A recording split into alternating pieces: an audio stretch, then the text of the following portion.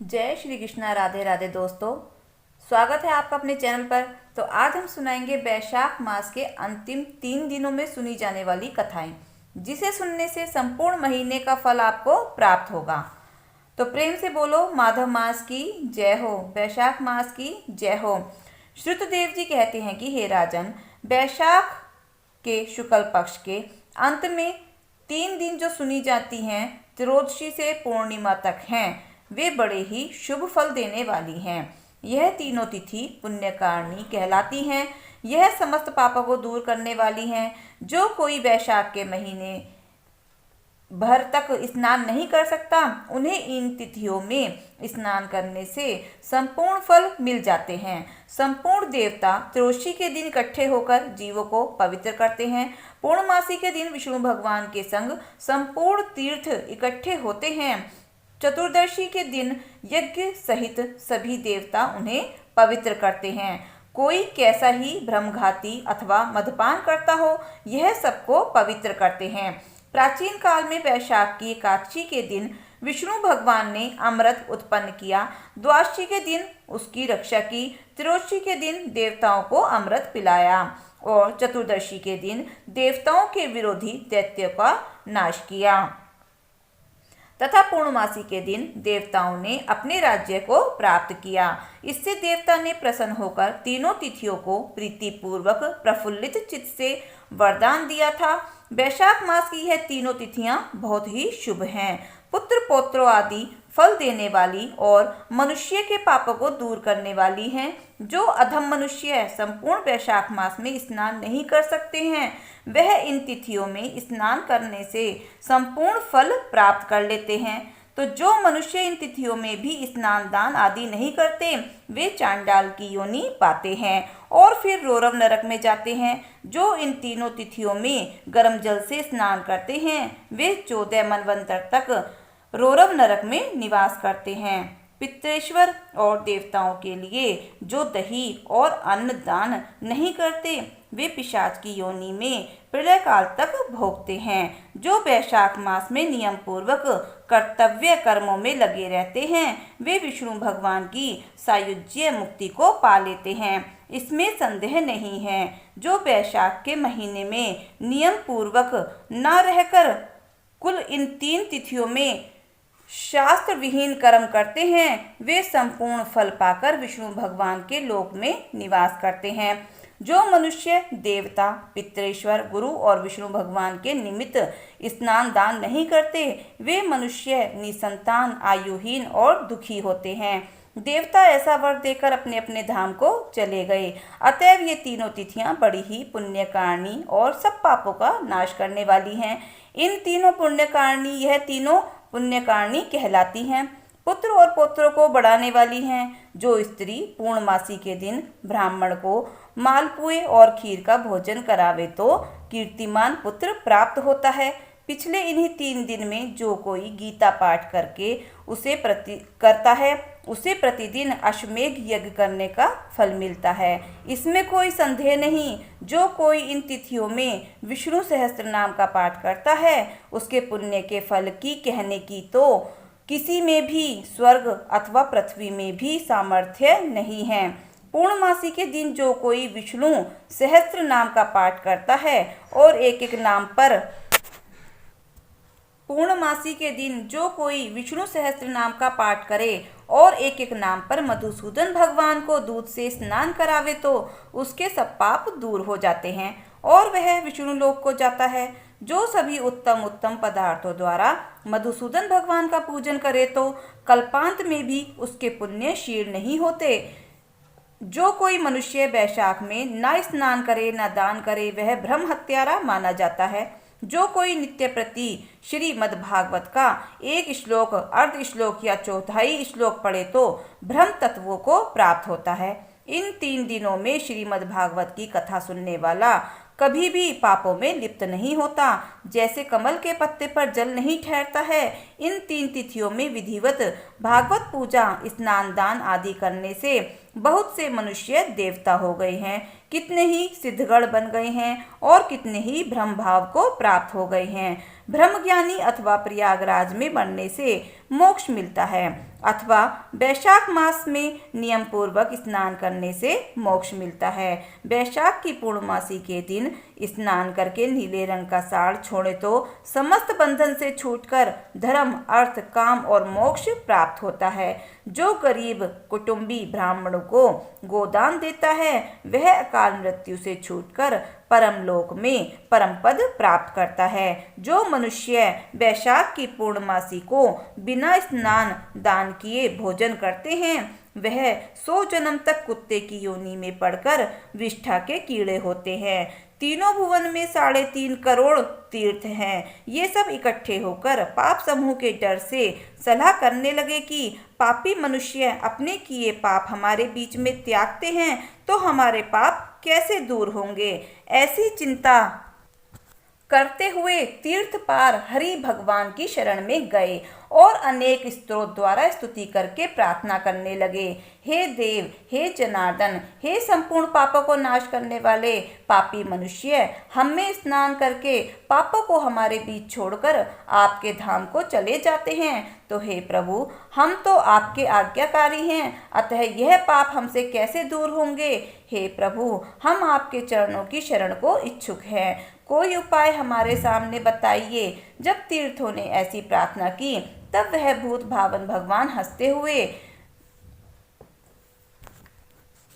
मेघ जैसी गंभीर वाणी से बोले, वैशाख के महीने में मेष की संक्रांति में शुक्ल पक्ष में जो अंतिम 3 दिन हैं वे 3 दिन सर्व तीर्थमय स्वरूप हैं और मेरे प्राण प्रिय हैं। इसमें श्री उदय से पहले स्नान कर जल से बाहर आ जाएं, जिससे सब प्रकार के पापों से छूट पुण्य रूप और निर्मल हो। 3 दिवस के बीच कोई स्नान नहीं करते उन मनुष्यों में ही पाप स्थिर होता है। जो पाप तुम्हारे बीच में उनमें से निकलकर इकट्ठे हुए हैं, जो मनुष्य इस प्रकार तुम्हारे बीच में पाप छोड़कर गए हैं वे उनमें रहते हैं। ऐसा तीर्थ पाथ विष्णु भगवान ने तीर्थों को वरदान दिया और ऐसी आज्ञा दी और योग बल से वहीं अंतर्ध्यान हो गए और सब तीर्थ अपने अपने धाम को चले आए। प्रतिवर्ष वैशाख के महीने में पिछले 3 दिनों से सब अपने अपने पापों को छोड़ निर्मल होते हैं। जो वैशाख के पिछले 3 दिनों में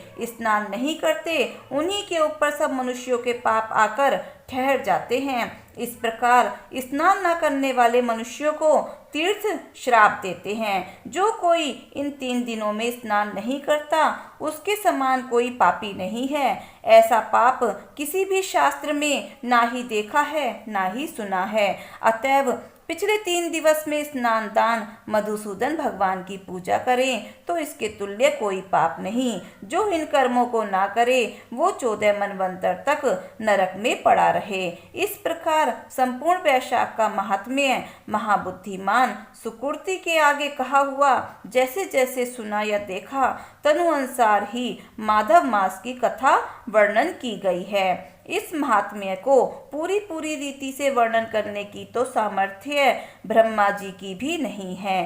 पहले कैलाश के शिखर पर बैठकर पार्वती जी ने महादेव जी से पूछा, तब महादेव जी 100 वर्ष तक यही कथा कहते रहे तो भी पूरी नहीं हुई। तब असमर्थ होकर चुप हो गए। विष्णु भगवान जगन्नाथ श्री नारायण के बिना कोई भी वैशाख मास का वर्णन कथा नहीं कर सकता है। पहले सब ऋषियों ने मनुष्यों को हित कामना से थोड़ा थोड़ा वैशाख महात्म्य वर्णन किया है, परंतु हे राजन किसी ने अंत नहीं पाया और असमर्थ होकर सब बैठ गए। तो वैशाख मास में दानादि आदि सत्कर्म करके इससे निश्चय ही मुक्ति मिलेगी। ऐसा मिथिलापति राजा जनक को समझाकर श्रुतदेव जी राजा से पूछकर जाने का विचार करने लगे। तो राजा को एक साथ आवाज उत्पन्न हो गया, नेत्रों से जल टपकने लगा। तब उत्सव करने में पवित्र हुई और अपनी बुद्धि के लिए श्रुतदेव जी को पालकी में बैठाकर ब्रह्मांड की परिक्रमा कर चतुरंगनी सेना को संग भेजा और पीछे पीछे स्वयं चला। फिर अंतःपुर में ले जाकर वस्त्र आभूषण गौ पृथ्वी, तीर्थ आदि सब प्रकार के वैभव आगे रखकर नमस्कार कर हाथ जोड़कर सम्मुख खड़ा हो गया। तब महातेजस्वी महायशस्वी रुद्रदेव जी अत्यंत संतुष्ट हो प्रसन्नता पूर्वक अपने धाम को गए।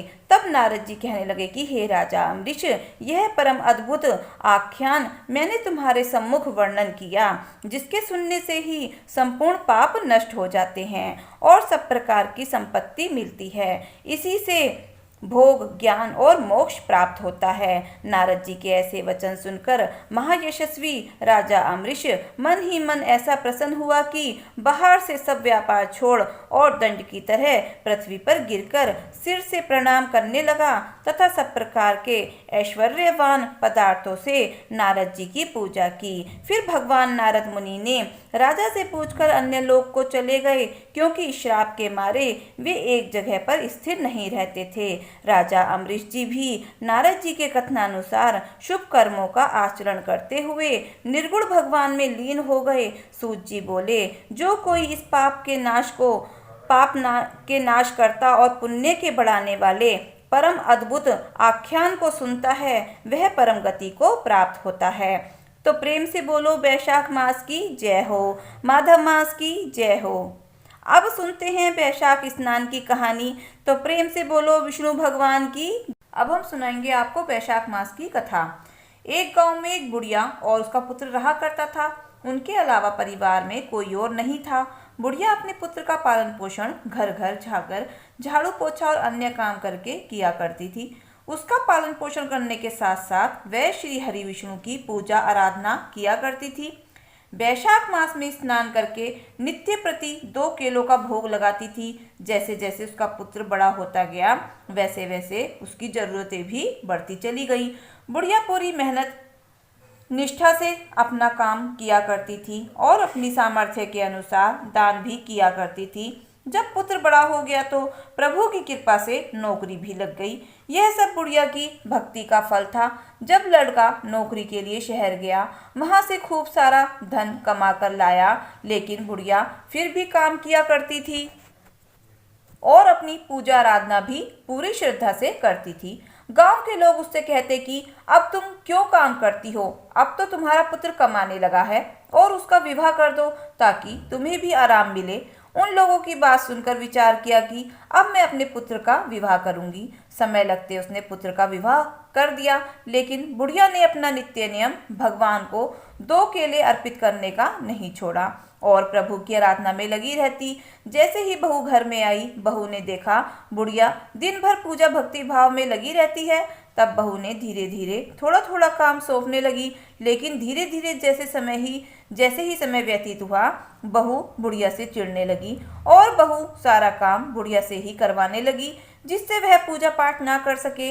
लेकिन बुढ़िया को जैसे ही समय मिलता, वह श्री हरि विष्णु की पूजा में लग जाती थी और 2 केले का भोग भी नित्य नियम से लगाती थी। समय गुजरता गया, बहू और भी ज्यादा जुल्म करने लगी और घर का सारा काम सौंपने लगी। एक दिन ऐसा आया जब बहू ने बुढ़िया को घर से निकाल दिया। घर से निकालने के बाद बुढ़िया अकेली पड़ गई और चलते चलते जंगल में पहुंच गई। जंगल में पहुंचकर भी बुढ़िया ने अपनी पूजा आराधना नहीं छोड़ी, परंतु भोग लगाने के लिए 2 केले अब बुढ़िया माई के पास नहीं थे। लेकिन फिर भी उसने हार नहीं मानी और जब तक करती रही। जंगल में जो भी आसपास छोटे बड़े जानवर थे, वह भी भगवान का कीर्तन अपने अपने स्वरों में करने लगे। बुढ़िया की भक्ति भाव से वह सभी उसके आसपास बैठकर भगवान विष्णु का कीर्तन किया करते थे। अब केले का भोग अर्पित करने के लिए नहीं था, तो वह बुढ़िया जल ही अर्पित किया करती थी और प्रभु से क्षमा याचना करती कि प्रभु, मेरे पास केले का भोग नहीं है, मैं आपको जल ही अर्पित कर रही हूँ। बुढ़िया की भक्ति और स्तुति से प्रसन्न होकर भगवान ने उसे साक्षात दर्शन दिए। तो भगवान विष्णु को साक्षात देखकर वह बुढ़िया भाव विभोर हो गई और हाथ जोड़कर प्रभु की स्तुति करने लगी और क्षमा मांगने लगी कि प्रभु, अब मैं भोग लगाने में असमर्थ हूँ, इसलिए मैं सिर्फ जल का ही भोग लगा रही हूँ। तब भगवान विष्णु ने कहा कि वैशाख मास में जल से बढ़कर कोई और भोग या दान नहीं होता और जल भोग बहुत ही फलदायक होता है। यह सब कहकर प्रभु ने उस बुढ़िया को मोक्ष प्रदान किया और अंतर्ध्यान हो गए और अपने साथ बुढ़िया को विष्णु लोक ले गए। तो बुढ़िया के वैशाख स्नान करने से उसे मोक्ष की और विष्णु लोक की प्राप्ति हुई। तो भगवान जैसे उस बुढ़िया को दिया वैसे सबको देना। तो प्रेम से बोलो विष्णु भगवान की जय हो। अब हम सुनते हैं महापुण्यदायक फल देने वाली शालिग्राम भगवान की कहानी। एक गांव में एक बुढ़िया माई रहती थी। वह प्रतिदिन शालिग्राम भगवान की सेवा करती। एक बार गांव के बहुत सारे लोग तीर्थ यात्रा के लिए जा रहे थे। बुढ़िया माई ने सोचा कि मैं भी गांव वालों के साथ गंगा स्नान कर आती हूँ। बुढ़िया माई को ध्यान आता है कि मेरे शालिग्राम भगवान की सेवा कौन करेगा, उनकी देखभाल कौन करेगा। यह विचार करके बुढ़िया माई पड़ोसन के पास जाती है और कहती है, मैं 1 महीने के लिए गंगा स्नान के लिए जा रही हूँ, तब तक तुम मेरे शालिग्राम भगवान की सेवा पूजा और करना और इन्हें अपने पास ही रख लो। तब पड़ोसन तैयार हो जाती है और बुढ़िया माई से पड़ोसन पूछती है कि किस तरह से शालिग्राम भगवान की पूजा सेवा की जाती है। पड़ोसन पूछती है कि किस किस तरह से शालिग्राम भगवान की पूजा सेवा की जाती है। बुढ़िया माई कहती है कि सवेरे उठना तो इन्हें भी उठा देना, नहाने के बाद इनको भी नहला देना, फूल तुलसी पत्ता चढ़ा देना, चंदन लगा देना, फिर जब दूध गर्म करो तो दूध का भी भोग लगा देना और दोपहर में रसोई में जो भी बने उसका भी भोग लगा देना और शाम को दिया जला देना और रात में सुला देना। इतना बताकर बुढ़िया माई शालिग्राम भगवान को पड़ोसन को देकर गंगा स्नान के लिए चली जाती है। पड़ोसन सुबह उठकर बुढ़िया माई के बताए अनुसार भगवान को जगाती है, फिर स्नान कराती है, चंदन फूल तुलसी पत्ता चढ़ाती है, दूध गर्म करके दूध का भोग लगाती है, फिर दोपहर में खाना बनाती है। एक थाली में खाना निकालकर शालिग्राम भगवान को भोग लगाने के लिए आती है। तब पड़ोसन देखती है कि दूध तो भगवान जी ने पिया नहीं है, दूध तो वैसे ही पड़ा है। तब पड़ोसन सोचती है कि क्या पता भगवान खाना खाने के बाद दूध पीते हों। फिर पड़ोसन खाने का भी भोग लगाती है और कहती है कि प्रभु जी दूध पी लीजिए और भोजन जीम लीजिए। फिर पड़ोसन अपना काम करने लग जाती है। कुछ समय के बाद फिर आती है देखने के लिए कि भगवान जीमे के नहीं, ताकि मैं भी जीम लूं। हाथ धोकर देखती है कि दूध और खाना वैसे ही रखा हुआ है। फिर पड़ोसन हाथ जोड़कर बोलती है कि भगवान जी दूध पी लीजिए और भोजन जीम लीजिए, आप जीमोगे तभी तो मैं भी जीमूंगी। थोड़ी देर बाद फिर वापस आती है, फिर वही बात कहकर चली जाती है। फिर आती तो देखती है ना तो भगवान जी दूध पी रहे हैं और ना ही खाना जीम रहे हैं। अब पड़ोसन चिंता में पड़ जाती है और सोचती है कि आज तो पहला ही दिन है, बुढ़िया माई आएगी तो वह क्या कहेगी, और कहेगी कि तूने तो मेरे भगवान को दुबला पतला कर दिया। फिर पड़ोसन हाथ जोड़कर भगवान से प्रार्थना करती है कि प्रभु आप जीम लीजिए, आप जीमोगे तभी तो मैं भी जीमूंगी। पर भगवान तो जीमते ही नहीं, वह भी भूखी बैठी रहती है। यह कहते कहते शाम हो जाती है। शालिग्राम भगवान सोचते हैं कि अब तो जाना ही पड़ेगा, नहीं तो यह जीमेगी नहीं और यह मर जाएगी, फिर इसकी हत्या का पाप मुझे लगेगा। फिर भगवान नारायण जी आते हैं और पड़ोसन के घर का भोजन जीमते हैं। अब तो हर रोज यही होता है। ऐसे ही करते करते कई दिन हो गए। एक दिन भगवान ने कहा, मैया आज मैं बैकुंठ घूम कर आता हूँ। पड़ोसन ने कहा, नहीं प्रभु अभी कुछ दिन की बात है। भगवान जी कहते हैं मैं शाम को आ जाऊंगा। फिर पड़ोसन मान जाती है। अब रोज यही होता। सुबह भगवान जीम कर बैकुंठ लोक चले जाते और शाम को वापस आ जाते। धीरे धीरे 1 महीना बीत जाता है। उधर बुढ़िया माई भी गंगा स्नान करके वापस अपने घर आ जाती है। फिर बुढ़िया माई पड़ोसन के घर जाती है और पड़ोसन से कहती है, ला मेरे शालिग्राम भगवान को मुझे दे दो, मुझे बहुत दिन हो गए हैं दर्शन नहीं किए। पड़ोसन ने कहा, अभी भगवान जी बैकुंठ लोक गए हैं, शाम को आ जाएंगे तब ले लेना। बुढ़िया माई के समझ में कुछ नहीं आता है और कहती है कि तू मेरे भगवान को अभी के अभी दे। उनके बीच में झगड़ा चालू हो जाता है, आसपास के लोग इकट्ठे हो जाते हैं। पड़ोसन बोलती है, इस बुढ़िया माई को समझाओ, जैसे 1 महीना दर्शन नहीं किया वैसे शाम तक और इंतजार कर ले, थोड़ा सा सब्र कर ले। शाम को शालिग्राम भगवान आएंगे तो मैं खुद ही इन्हें दे दूंगी। यह बात सुनकर सबके समझ में नहीं आता कि पड़ोसन क्या बोल रही है। बुढ़िया माई तो बहुत गुस्सा हो जाती है और वहीं पर आसन जमा कर बैठ जाती है। शाम होती है, भगवान जी बैकुंठ लोक घूम कर आते हैं और मंदिर में विराजमान हो जाते हैं। जैसे ही पड़ोसन देखती है कि शालिग्राम भगवान आ गए हैं, तो बुढ़िया माई से कहती है कि अब आकर ले जाओ अपने भगवान को, ताकि तब बुढ़िया कहती है कि अब कहाँ से आए, अब तक तुमने कहाँ छुपा रखा था, अब कैसे दे रही हो? वह तो एक पत्थर के हैं, वह कैसे कहीं भी आ जा सकते हैं। तब पड़ोसन के समझ में आता है कि वह भगवान के साक्षात रोज दर्शन करती है। तब पड़ोसन भगवान के आगे हाथ जोड़कर कहती है कि प्रभु, आप बुढ़िया माई को भी दर्शन दीजिए, नहीं तो यह मुझ पर झूठा आरोप लगाती रहेगी। पड़ोसन की प्रार्थना पर भगवान जी बुढ़िया माई को भी प्रत्यक्ष दर्शन देते हैं। बुढ़िया माई भगवान के दर्शन पाकर बहुत खुश होती है और पड़ोसन के पैरों में गिरने लगती है और कहती है, तुम्हारे पुण्य प्रताप से, तुम्हारी वजह से मुझे भी भगवान के दर्शन हो गए।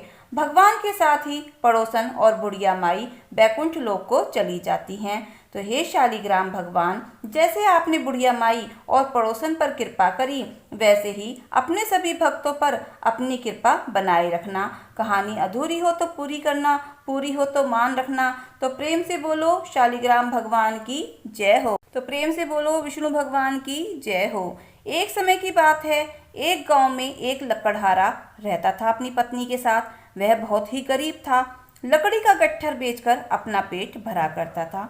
एक बार उसकी औरत ने बैसाख के महीने में नदी पर देखा कि कुछ औरतें कहानी सुन रही हैं, तुलसी, पीपल, बड़ सींच रही हैं और कहानी कथा कहती है और बैसाख का महीना नहाती हैं। तो उसने पूछा कि भाई तुम ये सब क्या करती हो, इससे क्या होता है? तो उन्होंने बताया कि अन्न धन मिलता है, भगवान की कृपा प्राप्त होती है, मोक्ष प्राप्त होता है। तो ठीक है, उसने भी शुरू कर लिया।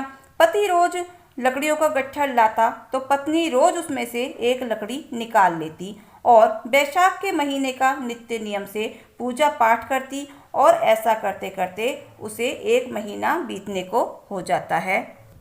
जब पूरा महीना होने को आता है तो उस दिन वह नहा धोकर उसकी पत्नी एक एक बचाई हुई लकड़ियों का गट्ठर बनाकर उन्हें बेचने के लिए निकल जाती है।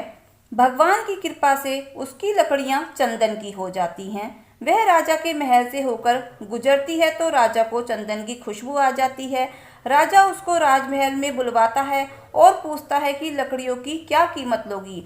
तो वह कहती है, आप चाहे जितना दे दो, मुझे विष्णु भगवान का उद्यापन करना है और 5 ब्राह्मणों को जिमाना है, मुझे इतना सामान दे दीजिए। इतना सुनकर राजा ने नौकरों से सारा सामान उसके घर भिजवा दिया और फिर उस औरत ने बैसाख का महीना जब पूरा हुआ, उसने विष्णु भगवान का अपना उद्यापन किया और 5 ब्राह्मणों को भोजन खिलाया और उन्हें दक्षिणा दी, उनकी सेवा की।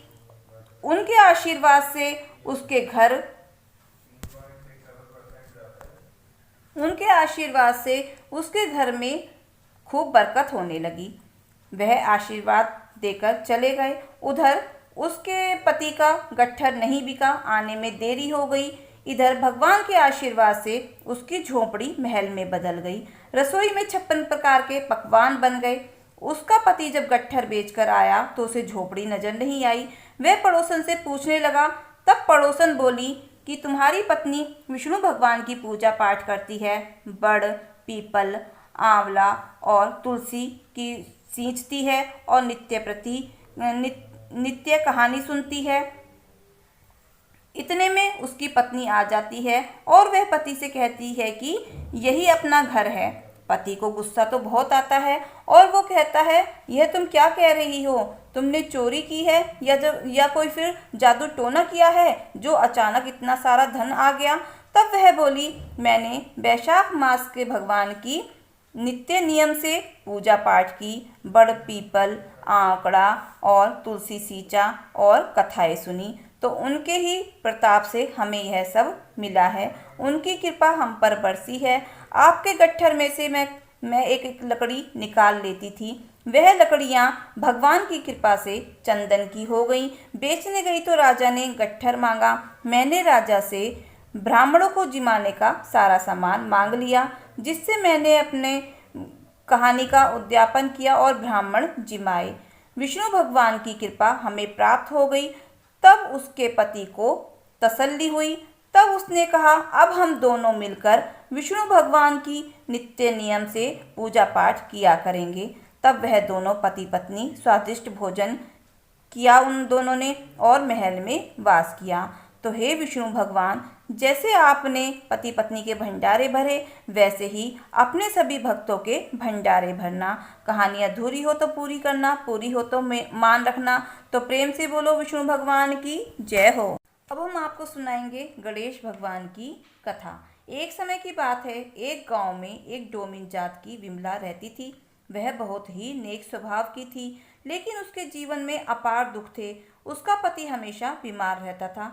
उसके 4 बच्चे थे। सभी जिम्मेदारियां विमला के कंधों पर थी। बेचारी विमला बांस की टोकरी, बांस की पंखा बनाकर बेचती। कभी उसका चूल्हा जलता तो कभी भूखे पेट ही सो जाते। एक बार विमला बांस की टोकरी और बांस का पंखा एक सेठ के घर बेचने गई। वहां पर उसने सुना कि गणेश भगवान की पूजा करने से जीवन के सारे दुख दूर हो जाते हैं। चाहे मनुष्य के पिछला जन्म कितना भी खराब क्यों न हो, गणेश जी की पूजा करने से वह लक्ष्मीवान बन जाता है। विमला गणेश भगवान की इतनी महिमा सुनकर गणेश भगवान की पूजा करने का निर्णय ले लेती है। गणेश भगवान की मूर्ति लाने के लिए विमला दिन रात काम करने लगती है। बहुत मेहनत के बाद कुछ रुपए एकत्रित कर पाती है। विमला बाजार जाती है गणेश भगवान की मूर्ति लेने के लिए, पर दुकानदार कहने लगे कि तू अछूत है, तुझे हम गणेश बप्पा की मूर्ति कैसे दे सकते हैं। उस बाजार में मूर्ति की 3 दुकानें थी। विमला एक के बाद एक दुकान पर गई, पर तीनों दुकानदार उसे दुकान से दूर खड़े रहने के लिए कहते हैं और गणेश भगवान की मूर्ति भी नहीं देते हैं। इसी तरह विमला गणेश भगवान को याद करती और रोती हुई अपने घर आ जाती है। विमला अपनी दादी नानी की कहानियों में सुनी थी कि ब्रह्मांड में सबसे पवित्र गाय का गोबर माना जाता है। विमला ने निर्णय लिया कि वह गाय के गोबर का गणपति बनाएगी और उसी की पूजा अर्चना करेगी। इस प्रकार विमला घर के एक कोने को गाय के गोबर से लीपकर साफ करती है। वहां पर एक लकड़ी का टुकड़ा रखा था और उसी पर गोबर के गणेश जी को स्थापित कर पूजा व्रत करने का संकल्प लेती है। विमला पूरी श्रद्धा से गणेश भगवान के नाम का जप करती रहती। घर में जो कुछ भी चीज बनाती गणेश भगवान को अर्पण करती और साथ ही दूब और फूल भी जितना मिलता गणेश भगवान को अर्पण करती। इसी तरह पूजा करते करते उसे 1 महीना हो गया। जैसे गांव के लोगों ने पूर्णिमा के दिन अपने घर के रखे गणेश जी को पानी में विसर्जन किया, वैसे ही सभी के जाने के बाद विमला ने भी अपने गोबर से बने गणेश जी को पानी में विसर्जन किया और गणेश जी का जयकारा लगाते हुए घर आई।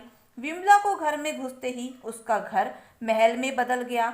उसके घर में अन्न धन के भंडार भर गए। उसका पति भी स्वस्थ हो गया। गणेश भगवान का चमत्कार देख विमला व उसका पति गणेश भगवान का जयकारा लगाने लगे। गणेश भगवान ना जात देखते हैं, ना ही दिखावा देखते हैं, वह तो सिर्फ श्रद्धा देखते हैं। तो हे गणेश भगवान, जैसे आपने विमला के दिन बदले, वैसे ही अपने सभी भक्तों पर अपनी कृपा बनाए रखना। कहानी अधूरी हो तो पूरी करना, पूरी हो तो मान रखना। तो प्रेम से बोलो गणेश भगवान की जय हो। तो दोस्तों, अगर आपको हमारी कहानी कथाएं अच्छी लगी हों तो प्लीज़ वीडियो को लाइक करना, शेयर करना, सब्सक्राइब करना और कमेंट बॉक्स में विष्णु भगवान की जय जरूर लिखना। तो मिलते हैं फिर नई वीडियो, नई कहानी के साथ। धन्यवाद।